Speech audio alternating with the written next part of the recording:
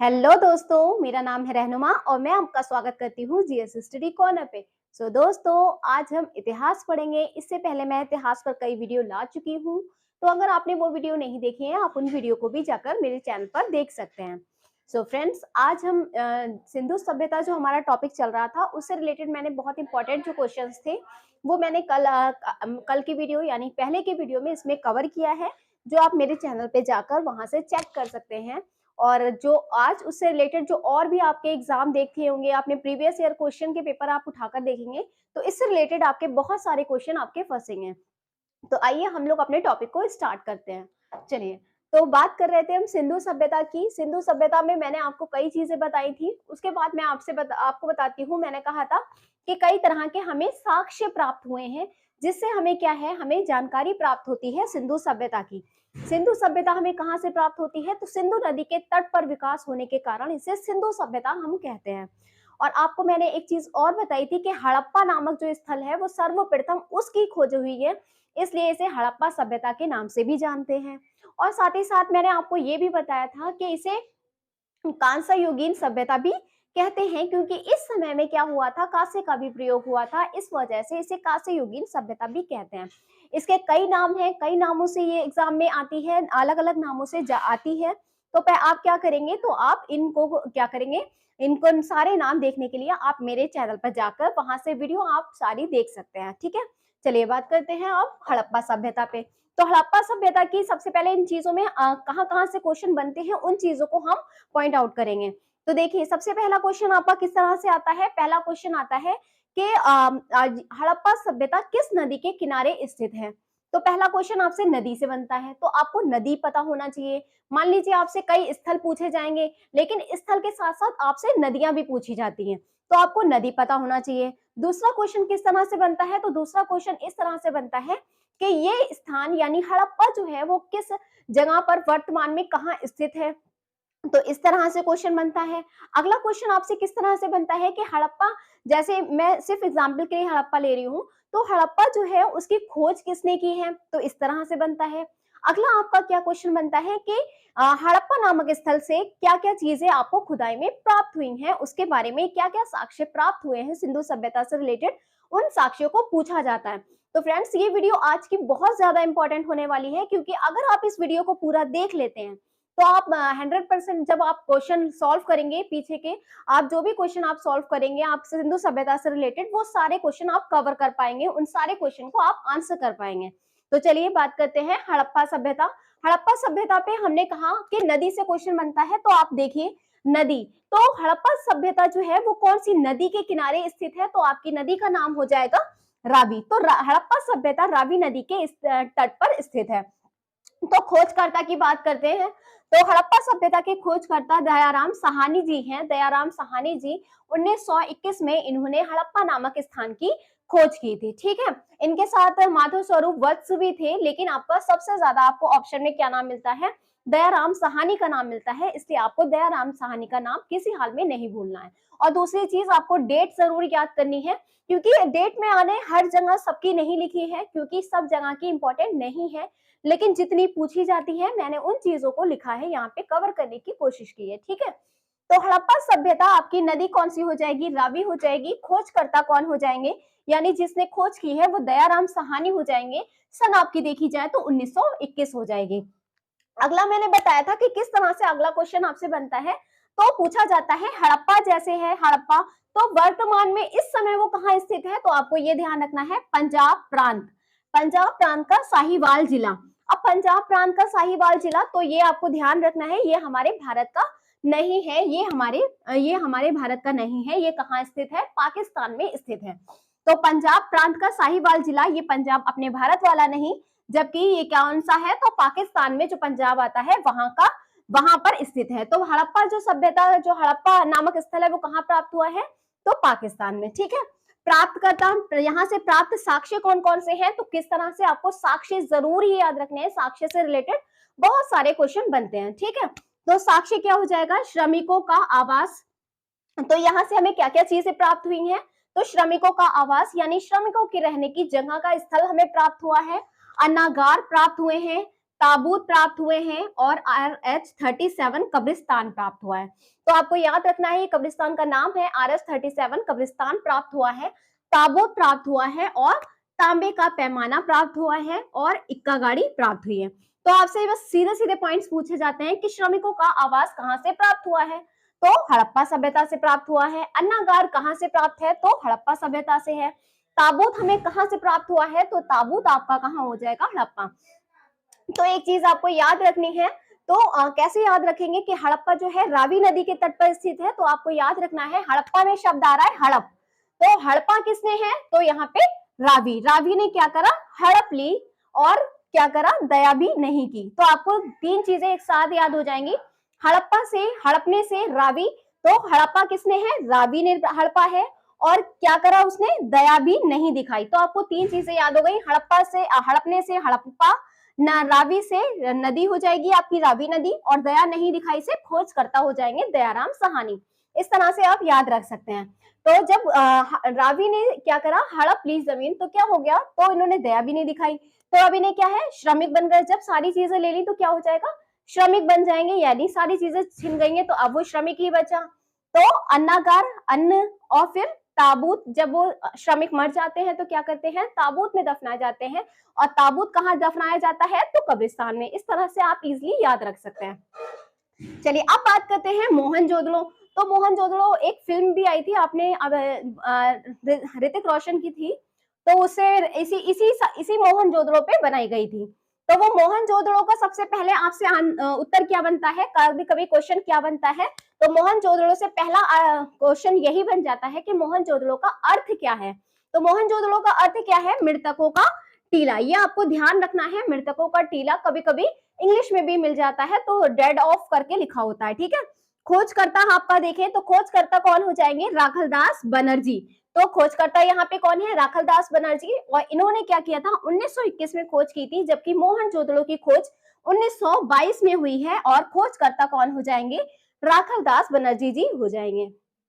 नदी की बात करें तो नदी से कहां से, तो नदी कौन सी है, मोहनजोदड़ो कौन सी नदी के तट पर है, तो सिंधु नदी के तट पर। वर्तमान में ये स्थल कहां पे है, तो आपको ध्यान रखना है, ये पाकिस्तान के लड़काना जिले में स्थित है, ये वाला मोहनजोदड़ो वाला आपका स्थल, ठीक है। चलिए प्राप्त बात करें तो प्राप्त कहाँ क्या क्या हुआ है, प्राप्त साक्ष्य कौन कौन से हैं, उन पर हम बात करेंगे। तो प्राप्त साक्ष्य आपके हो जाएंगे, पुरोहित आवास मिले हैं, तो पुरोहित आवास कहाँ से मिले हैं, तो आपको याद रखना है मोहनजोदड़ो से। उसके बाद आपसे आदि शिव की मूर्ति प्राप्त हुई है। उसके बाद आपको ध्यान रखना है अन्नागार यहाँ से भी प्राप्त हुआ है, अन्नागार यहाँ से भी प्राप्त हुआ है, लेकिन दोनों में फर्क क्या है, दोनों में अंतर क्या है, तो ये जो वर्तमान आपका मोहनजोदड़ो वाला अन्नागार है वो सबसे बड़ा है, तो आपको याद रखना है ये बड़ा वाला अन्नागार कहाँ से प्राप्त हुआ है, तो मोहनजोदड़ो से, ठीक है। आदि शिव की मूर्ति यहाँ से प्राप्त हुई है, अन्नागार सबसे बड़ा यहाँ पे प्राप्त हुआ है। विशाल स्नानागार आपको ध्यान रखना है, तो विशाल स्नानागार कहाँ से है, मोहनजोदड़ो के पास है, ठीक है, वहां से प्राप्त हुआ है। अब बात करें तो घर में कुएं भी कहाँ से प्राप्त हुए हैं, मोहनजोदड़ो से प्राप्त हुए हैं। यहीं से एक सबसे इंपॉर्टेंट आपको ये चीज ध्यान रखनी है, इंपॉर्टेंट है, कांसे की बनी नर्तकी की मूर्ति। ये एक बार नहीं, दो बार नहीं, तीन बार नहीं, बहुत ही दफा ये क्वेश्चन पूछा जा चुका है, बहुत सारे क्वेश्चन, बहुत सारे एग्जाम में ये क्वेश्चन बनता है। तो आपको ये चीज किसी हाल में नहीं भूलनी कि कांसे की बनी नर्तकी की मूर्ति कहाँ से प्राप्त हुई है, तो मोहनजोदड़ो से प्राप्त हुई है, ठीक है। चलिए अब बात करते हैं, एक चीज और आपको याद रखना है, सबसे चौड़ी सड़कें। देखिए मैंने इससे पहले आपको बताया था कि नगरीय सभ्यता भी कहते हैं, क्यों कहते हैं, ये मैंने इससे पहले वाली वीडियो में बताया था। तो मैंने आपको बताया था कि मोहनजोदड़ो है, वहां से सड़कें जो है बहुत ज्यादा चौड़ी प्राप्त हुई हैं। सबसे ज्यादा चौड़ी कहाँ की प्राप्त हुई है, तो आपकी मोहनजोदड़ो की प्राप्त हुई है। लगभग कितनी मीटर, तो 10 मीटर तक लंबी चौड़ी है। तो सड़कें आपको ये ध्यान रखना है, सबसे चौड़ी सड़कें कहाँ से प्राप्त हुई हैं, तो मोहनजोदड़ो से प्राप्त हुई हैं। चलिए चनहुदड़ो पे बात करें तो चनहुदड़ो भी एक स्थल है। ये चनहुदड़ो कौन सी नदी के तट पर स्थित है, कहाँ किस नदी के पास स्थित है, तो आपका आंसर हो जाएगा सिंधु। सिंधु यहाँ पे आपको ध्यान रखना है, 1924 में ये चनहुदड़ो नामक स्थान की खोज हुई है। आपसे पूछा जा सकता है कि खोजकर्ता कौन है, तो आपको खोजकर्ता को याद रखना है, खोजकर्ता आपके हो जाएंगे गोपाल मजुमदार। गोपाल मजुमदार किसके हो जाएंगे, चनहुदड़ो के हो जाएंगे। उसके बाद आपसे क्वेश्चन अगला बन जाता है तो वर्तमान। तो वर्तमान में ये स्थित है, ये कहां पर स्थित है, तो आपको ये याद रखना है सिंध प्रांत। सिंध प्रांत भी कहाँ है, तो पाकिस्तान। आपने कुछ चीजें नोटिस की, ये कुछ चीजें क्या है, ये आपने हड़प्पा है, मोहनजोदड़ो है, चंदहुदड़ो है, ये सब कहाँ पे स्थित है, तो पाकिस्तान में स्थित है, ना कि आपके भारत में। तो इन चीजों को ध्यान रखना है, इसलिए वर्तमान हो सकता है वर्तमान स्थिति भी पूछ ली जाए। अब बात करते हैं प्राप्त। तो प्राप्त साक्ष्य कौन कौन से हैं, उन पर बात करेंगे। प्राप्त साक्ष्य आपके यहाँ से एक चीज और आपको नोटिस रखनी है कि ये एक ऐसा स्थान था, यहाँ पे एकमात्र दुर्ग रहित, ये स्थान कैसा था, यहाँ एकमात्र दुर्ग रहित है, यानी यहाँ पे एक भी कोई दुर्ग प्राप्त नहीं हुआ है। ठीक है, अगली चीज है मन के बनाने का कारखाना। तो मन के बनाने का कारखाना, गुड़िया, शीशा और आपका कंगा, तो ये सारी चीजें आपकी कहाँ प्राप्त हुई है, चंदहुदड़ो में। तो याद रखना है मन के बनाने का कारखाना, ये बहुत इंपॉर्टेंट है, ये ध्यान रखेंगे। ये जब भी इससे चंदहुदड़ो से आता है क्वेश्चन, तो मन के बनाने का कारखाना अक्सर पूछा जाता है, आपको ध्यान रखना है। मन के बनाने का कारखाना, गुड़िया, शीशा, कंघा, और एक चीज और ध्यान रखना है, कुत्ते और बिल्ली के पैरों के निशान कहाँ से प्राप्त हुए हैं, तो चंदहुदड़ो से प्राप्त हुए हैं। ये चीज आपको ध्यान रखना है। चलिए अगली बात करते हैं रोपड़ की। तो रोपड़ से भी पूछा जाता है, रोपड़ से आपसे नदी पूछी जाती है, तो आपको ध्यान रखना है रोपड़ के पास नदी कौन सी हो जाएगी, तो आपकी सतलज हो जाएगी। अगर खोजकर्ता की बात करें तो यज्ञदत्त शर्मा हो जाएंगे, और अगर सन की बात करें किस सन में खोजी गई है, तो आपको ध्यान रखना है 1935। ठीक है, ये आपका हो जाएगा। अब वर्तमान की स्थिति पूछते हैं कि रोपड़ की वर्तमान स्थिति क्या है, तो वर्तमान स्थिति क्या हो जाएगी, पंजाब का रोपड़ जिला ये आपका हो जाएगा। ठीक है, प्राप्त साक्ष्य की बात करें तो प्राप्त साक्ष्य क्या क्या प्राप्त साक्ष्य हुए हैं, तो आपको ध्यान रखना है कुत्ते और उसके मालिक को एक साथ दफनाने के साक्ष्य प्राप्त हुए हैं। तो आपको ये चीज ध्यान रखनी है, कुत्ते और मालिक के साथ में दफनाने के साक्ष्य ये क्या हुए हैं, प्राप्त हुए हैं। तो रोपड़ से एक चीज याद रखना है, रोपड़ कैसे याद करेंगे, तो रोपड़ ऐसे याद करेंगे कि रोपड़ में क्या है, रोपड़ यानी रो पड़े। तो क्या रोपड़, कैसे रो पड़े, तो क्योंकि कुत्ते और मालिक की, एक कुत्ते की जो वफादारी है वो मालिक के साथ देखकर लोग क्या करने लगे, रो पड़े। तो आपको रोपड़ से याद रहेगा कि कुत्ते और मालिक के साथ दफनाने के साक्ष्य कहां से प्राप्त हुए हैं, रोपड़ से, क्योंकि कुत्ते और मालिक की जो है वफादारी देख के क्या हुआ है, तो लोग रो पड़े। ये इस तरह से आप इस ट्रिक से भी आप याद रख सकते हैं चाहे तो। ठीक है, चलिए अब बात करते हैं कालीबंगा की। तो कालीबंगा का सबसे पहले यही बन जाता है कि कालीबंगा का अर्थ क्या है, तो कालीबंगा का अर्थ हो जाएगा काले रंग की चूड़ियां। ठीक है, चलिए नदी की बात करें तो कौन सी नदी के पास स्थित है, तो कालीबंगा घग्गर नदी के पास स्थित है। खोजकर्ता की बात करें तो खोजकर्ता कौन हो जाएंगे, बीबी लाल और बीके थापड़, ये क्या हो जाएंगे, खोजकर्ता हो जाएंगे इसके कालीबंगा के। ठीक है, अब बात करते हैं हल से जुते हुए निशान।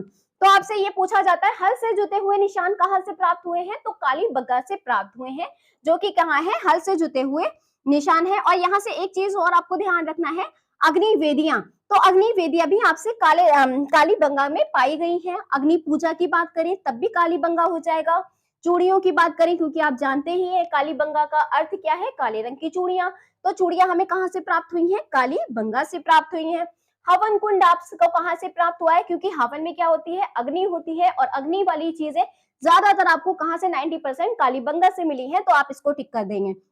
अग्नि कुंड, अग्नि पूजा, चूड़ियां, हवन कुंड, अग्नि कुंड, ये सारी चीजें कालीबंगा से प्राप्त हुई हैं। और साथ ही साथ आपको अलंकृत ईंटें, अलंकृत यानी ईंटें जो है नक्काशीदार, डिजाइनदार प्राप्त हुई हैं, कहां से प्राप्त हुई हैं, तो कालीबंगा से प्राप्त हुई हैं। ठीक है, चलिए धौलावीरा की बात करते हैं। तो धौलावीरा की जो नदी है वो क्या है, नदी कौन सी हो जाएगी, लूनी नदी हो जाएगी। कहाँ पे प्राप्त है धौलावीरा, तो लोनी नदी। ठीक है, खोजकर्ता की बात करें तो खोजकर्ता कौन हो जाएंगे, आपके रविंद्र सिंह बिष्ट हो जाएंगे। और अगर आपके ऑप्शन में जोशी होते हैं तो जोशी भी हो जाएंगे, लेकिन दोनों में से एक ही आपको ऑप्शन में मिलेगा, क्योंकि पहले रविंद्र सिंह बिष्ट ने की, फिर बाद में जोशी ने भी खोज वहां पे की, इसलिए। तो वर्तमान की बात करें, वर्तमान में कहाँ है, तो गुजरात के कच्छ जिले में क्या है, धौलावीरा स्थित है। अगर प्राप्त बात करें, प्राप्त साक्ष्य क्या हो जाएंगे, तो प्राप्त साक्ष्य हो जाएंगे स्टेडियम, और लिपि के 10 बड़े अक्षर हो जाएंगे, वो क्या हो जाएगा, आपका धौलावीरा से संबंधित हो जाएगा। तो धौलावीरा आपको याद रखना है लूनी नदी के पास है। अगला आपको याद रखना है रविंद्र सिंह बिष्ट ने खोज की है। अगर जोशी ऑप्शन में होते हैं तो जोशी को आप लगा सकते हैं। दोनों चीजें आपको ऑप्शन में एक साथ नहीं मिलेंगी, तो आपको ध्यान रखना है। प्राप्त की बात करें तो प्राप्त साक्ष्य क्या हो जाएगा, तो धौलावीर से ज्यादातर आपको कौन सा ऑप्शन मिल जाता है, तो आपको स्टेडियम मिल जाता है। यहाँ से स्टेडियम प्राप्त हुए हैं, स्टेडियम प्राप्त हुआ है। और एक चीज और आपको याद रखना है, सिंधु सभ्यता के 10 बड़े लिपि के अक्षर प्राप्त हुए हैं, लिपि के 10 बड़े अक्षर। और आप जानते ही हैं सिंधु सभ्यता की जो लिपि है वो कैसी है, तो भावचित्रात्मक है। ठीक है, चलिए अब बात करते हैं लोथल पे। तो लोथल कहाँ पे है, भोगवा नदी के किनारे स्थित है लोथल। तो लोथल कहाँ पे स्थित है, भोगवा नदी के किनारे स्थित है। अगर खोज की बात करें तो खोज किसने की है, तो एसआर राव ने की है। अगर वर्तमान की बात करें कि वर्तमान में कहां पर स्थित है, तो वर्तमान में आपका क्या हो जाएगा, गुजरात का अहमदाबाद जिले में आपका लोथल स्थित है। ठीक है, चलिए प्राप्त की बात करें तो प्राप्त यहाँ पर से कौन कौन सी चीजें हुई हैं, इस पे बहुत ज्यादा इंपॉर्टेंट क्वेश्चन बनते हैं, आपको ये चीजें बिल्कुल ध्यान रखनी है, एक भी चीज आपको नहीं छोड़नी है। तो सबसे पहली चीज गोदीबाड़ा, आपको गोदीबाड़ा, यहाँ पे गोदीबाड़ा प्राप्त हुआ है। अगला आपको याद रखना है एक चीज और, सिंधु सभ्यता का बंदरगाह। तो लोथल को सिंधु सभ्यता का बंदरगाह भी कहा जाता है, क्योंकि लोथल ही सिंधु सभ्यता में जो बंदरगाह था वो लोथल था। तो आपका ये पेट के एग्जाम में ये क्वेश्चन भी आ चुका है, और ये कई बार क्वेश्चन पूछे जाने के चांसेस भी हैं और पूछा भी जाता है। तो आपको ये ध्यान रखना है, हाल ही में पूछा भी गया था। तो सिंधु सभ्यता का बंदरगाह किसे कहते हैं, तो लोथल को कहते हैं। ठीक है, ये कैसा है, अच्छा लोथल जो स्थान है वो कैसा स्थान है, तो एकमात्र ऐसा स्थान है जहां के दरवाजे कहाँ है, मुख्य सड़कों पर खुलते हैं। तो ये मैंने ऐसी बात क्यों कही कि ये मुख्य सड़कों पर खुलते हैं, तो मुख्य सड़कों पे क्योंकि आपने सुना था, कल मैंने आपको बताया था वीडियो में कि जो सिंधु सभ्यता है वो नगरीय सभ्यता है, और यहाँ पर जो दरवाजे हुआ करते थे वो मुख्य सड़कों पर नहीं खुलते थे। लेकिन क्या है, ये लोथल एक ऐसा एकमात्र ऐसी जगह है जहां के दरवाजे जो है मुख्य सड़कों पर खुलते हैं। और आपने वैसे पढ़ा है तो वो दरवाजे कहाँ खुलते हैं, वो पीछे की ओर खुलते हैं। ठीक है, तो अगली बात करते हैं, यहाँ से हाथी के दांत भी प्राप्त हुए हैं। हाथी के दांत भी कहाँ से प्राप्त हुए हैं, तो लोथल से प्राप्त हुए हैं। ठीक है, अब बात करते हैं बनावली। तो बनावली कौन सी नदी के किनारे है, रंगोई नदी के किनारे स्थित है। वर्तमान में बात करें तो हरियाणा का हिसार जिला है जहां पे ये क्या है, बनावली स्थित है। अपने भारत का जो हरियाणा हिसार जिला है वहां पे स्थित है बनावली। प्राप्त की बात करें तो प्राप्त क्या हुआ है, तो यहाँ से टेढ़ी मेढ़ी चीजें, टेढ़ी मेढ़ी यानी सड़कें प्राप्त हुई हैं। तो और मिट्टी का खिलौना, तो मिट्टी का खिलौना और टेढ़ी मेढ़ी सड़कें कहाँ से प्राप्त हुई हैं, बनावली से प्राप्त हुई हैं। और मिट्टी का हल और जौ यहाँ से प्राप्त हुआ है। तो इसको भी हम ट्रिक से याद कर सकते हैं, बनावली। नाम में देखिए क्या आ रहा है, बना, तो बनाने की बात हो रही है, बनाने की बात हो रही है, लेकिन फिर भी यहाँ पे बनाने का काम कैसा हो रहा है, गलत हो रहा है, यानी टेढ़ा मेढ़ा हो रहा है। तो आपको ये चीज याद रखनी है, बनावली बनाने की बात हो रही है, फिर भी यहाँ पे कैसा है, टेढ़ा मेढ़ा है, तो टेढ़ी मेढ़ी सड़कें हो गई आपकी। और आपसे बनाने की बात हो रही है तो यहाँ पे किस चीज का बनाएंगे, मिट्टी का खिलौना बना देंगे। और जो भी प्राप्त होगा मिट्टी का हल, क्योंकि बनाने की बात हो रही है, बनाएंगे क्या क्या, टेढ़ी मेढ़ी सड़कें होंगी, मिट्टी का खिलौना होगा, मिट्टी का हल होगा। और जौ आपका भी, जौ के भी कहां से साक्ष्य प्राप्त है, तो बनावली से प्राप्त है। ठीक है, चलिए अब रंगपुर की बात करते हैं। तो रंगपुर कौन सी नदी के किनारे स्थित है, तो रंगपुर नदी कौन सी हो जाएगी, आपकी मादर नदी हो जाएगी, जहां से आपके रंगपुर के साक्ष्य प्राप्त हुए हैं, तो नदी आपकी ये हो जाएगी। खोज की बात करें तो खोज किसने की है, रंगनाथ राव ने यहाँ की खोज की है। धान की भूसी कहाँ से प्राप्त होती है, तो रंगपुर से। और चावल के दाने कहाँ से प्राप्त हुए हैं, तो रंगपुर से। आपको कैसे ध्यान रखना है, क्योंकि धान में ही क्या निकलते हैं, चावल निकलते हैं। तो धान की भूसी और चावल के दाने कहाँ से निकल रहे हैं, रंगपुर से।